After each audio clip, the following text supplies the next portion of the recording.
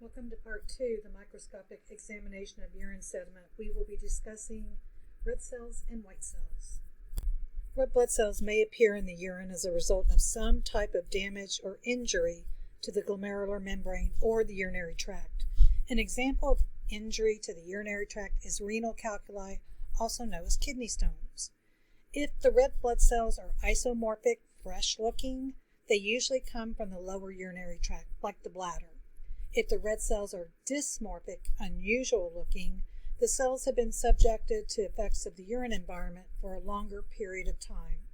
This picture in this slide comes from Lippincott, Williams, and Wilkins, the publishers of the Graph Textbook of Urinalysis and Body Fluids. Red blood cells are small biconcave discs approximately 8 micrometers in diameter and 3 micrometers deep. They can also be crenated, which means they have those scalloped edges, distorted in all kinds of different shapes, or appear as ghost cells. Ghost cells have no hemoglobin and appear as colorless, empty circles. Red cells are viewed and enumerated on high power, and normally red cells in healthy adults are less than or equal to 3 per high power field. There are two terms that you need to be able to differentiate: hemoglobinuria and hematuria. Hemoglobinuria is free hemoglobin in the urine. The urine may appear clear red due to the amount of free hemoglobin in it. Maybe all of the red cells have lyse. Hematuria is increased numbers of intact red cells in the urine. The urine may appear a cloudy red. Normal volume of RBCs is 0 to 3 per high power field, although the American Urological Association, they provide guidelines for hematuria, and they consider 3 or more red blood cells per high power field in 2 or 3 collected urine samples to be abnormal. To view red cells along with other constituents in the urine, the light is reduced, you lower the condenser, and you use the 40x objective. The cells, if there are many, may give a yellow to red or blue to green sheen, and they're highly refractile. They are shiny. If in a dilute or alkaline urine, the red cells may appear as ghost cells, and all you see is the shell or outer membrane of the red cells. Some shapes will appear as a normal disc, like you see in hematology, or they can be swollen or crenated. Red cells can be confused with yeast, oil droplets, and small air bubbles. These photos are examples of what red cells may look like under your microscope at 400 times magnification. Note the photo on the right. It has a RBC at one arrow and budding yeast at the other. Red cells and yeast that have not budded look very similar, so you always want to look for budding yeast to be able to differentiate them from red cells. There are occasions where it may be difficult to determine a red cell versus a white cell. Remember that white blood cells are larger and they contain a nucleus. It's very important that as you are looking at a urine sediment, that you are focusing up and down with the fine focus only. This will aid you in viewing the nucleus in the white cells if they are present. Oil droplets and air bubbles are what we call artifacts, and red cells can be hard to distinguish between the oil droplets and air bubbles if they are of a small size. It's very important to keep your microscope clean, as the oil can damage the objective lenses. Oil can also seep into your view and cause you to have problems determining the red blood cell versus oil. Air bubbles can also cause problems in identification, and proper plating of your urine without air bubbles present will alleviate this problem. Differentiating yeast and red cells can be a problem to distinguish with even the most experienced techs. Here are a few ideas to aid you in differentiation. Yeast have buds usually, so review several fields and see if you can find some budding yeast. Yeast can be more egg-shaped. Yeast could demonstrate branching. Once they bud, they keep budding and they appear like the branches of a tree. And there's a slight difference in the way the light is refracted between the two objects. Are these two objects red cells or yeast? You decide. When I look at this slide, I see some WBCs near the center and at the bottom of the slide. There may be a couple of squamous epithelial cells also at the bottom. What about the questionable cells? First, a disclaimer. We are at a disadvantage when evaluating microscopic slides in a PowerPoint or a Kodachrome slide because we cannot adjust the fine focus. you would want to focus up and down to see the depth of the cells and compare them to each other.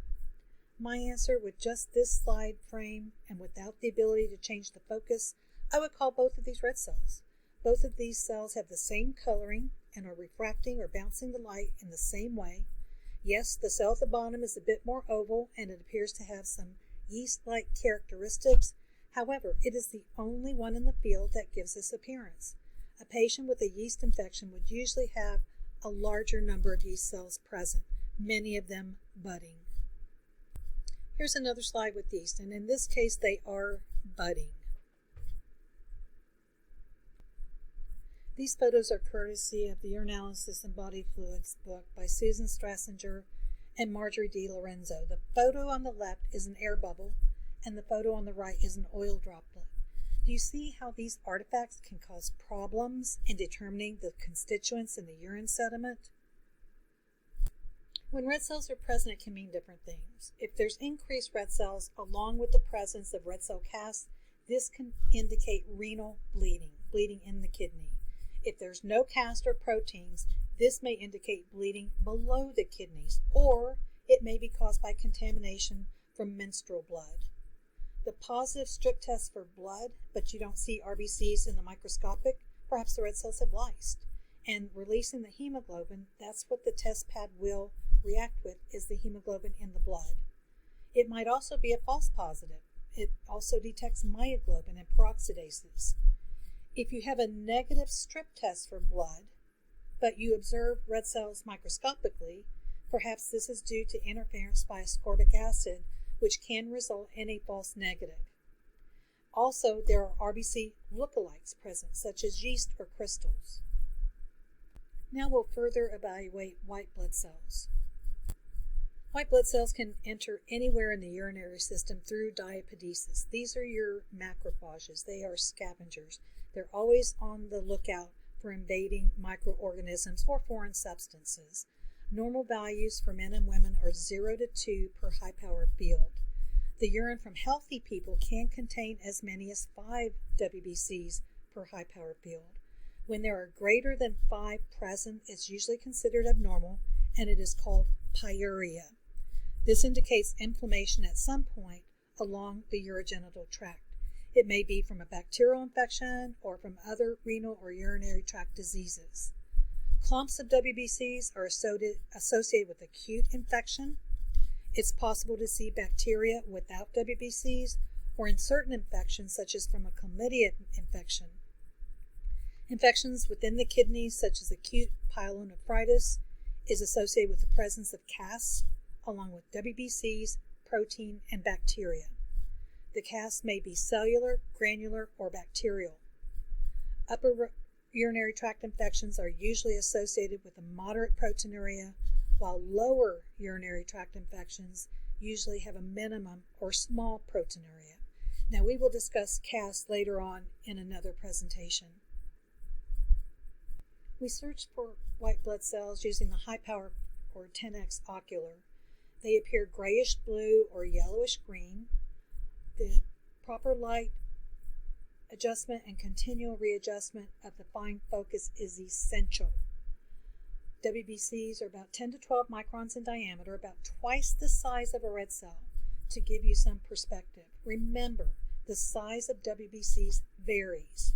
The white cells usually have fine cytoplasmic granulation, rough surfaces, irregular edges, and can be seen as single or in clumps. The white cells are usually polymorphonuclear, which are segmented neutrophils, but it will be hard to see the details.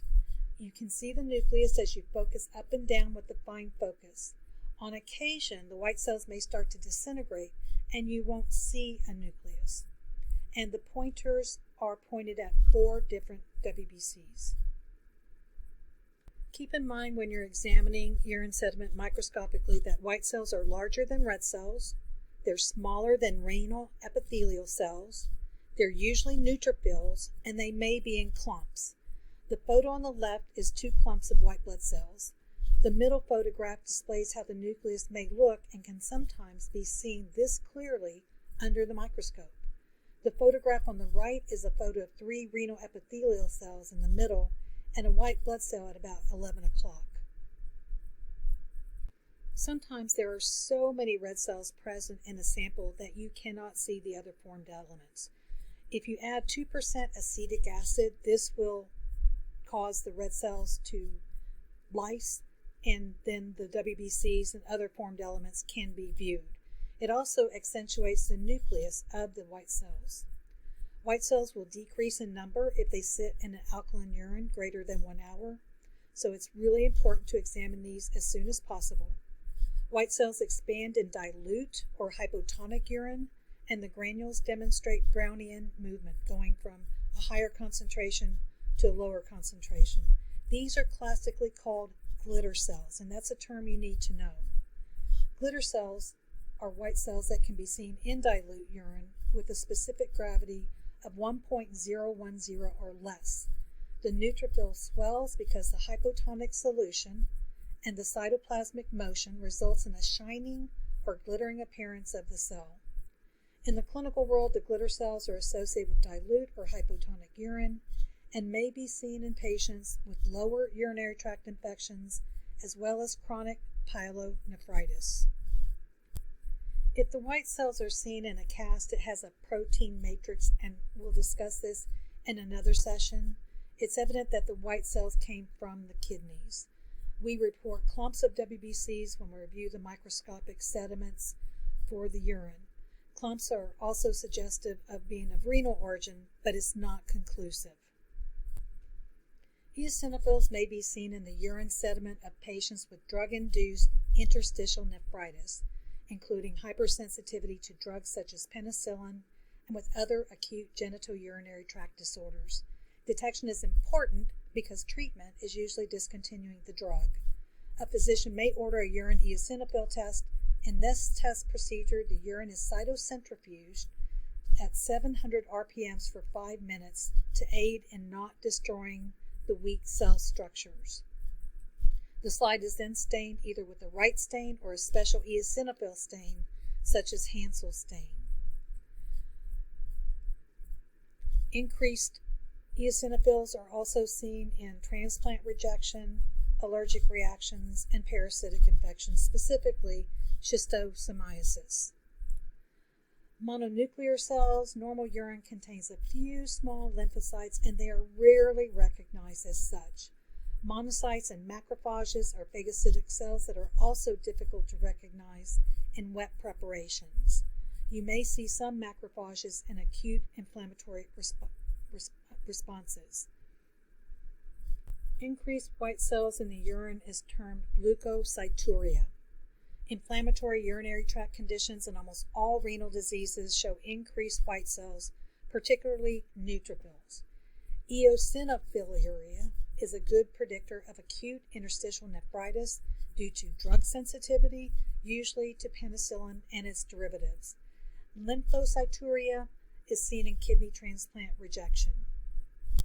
Please make notes of questions you may have, and after reviewing your textbook and if you don't find the answer, please bring these up in class.